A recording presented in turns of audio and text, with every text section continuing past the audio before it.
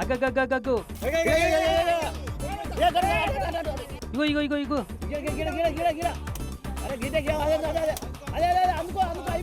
ఎయిరా ఎయిరా ఎయిరా కొట్రా కొట్రా కొట్టే దొరికింది దొరికింది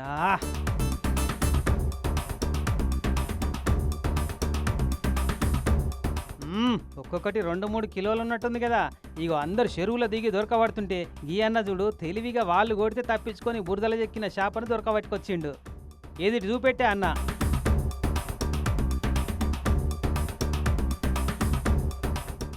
బాగానే ఉంది కదా, 2 కిలోలు ఉన్నట్టుంది.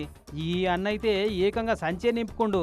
ఓ పెద్దన్ను ఆయనతో ఆ సంచి జారిన అంటే ఇప్పటిదాకా దొరకబట్టిన అన్ని నీళ్ల పాలైతే మళ్ళా మొదటికెళ్ళి చురువు వేయాల్సి ఉంటుంది చేపల పట్టుడు.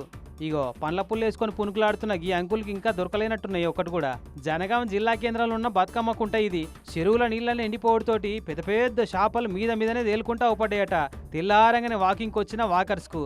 ఇక ఊకుంటారా, కొనాలంటే ఆలోచించాలి కానీ కొట్టి తీసుకుపోవాలంటే లేట్ ఎందుకు అని ఆయనతో తలో గుత్పకట్టే అందుకొచ్చి దొరికిన కాడికి పట్ట కొట్టి పట్టుకపోయారు.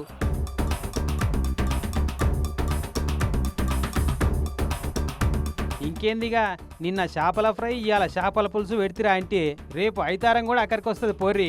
అయితే ఈ బతుకమ్మకుంట చెరువు ఎన్నడూ ఇట్లా ఎండిపోలేదట. ఈసారి ఇట్లా అయిందంటే జనగాంలో భూగర్భ జలాలు అడగంటిపోతున్నాయి కాబట్టి అని అనుకుంటున్నారు. అదేమో కానీ ఇలా చేపలు పెంచుతున్న వాళ్ళు ఎవరో కానీ మొత్తం లాస్ అయినట్టే.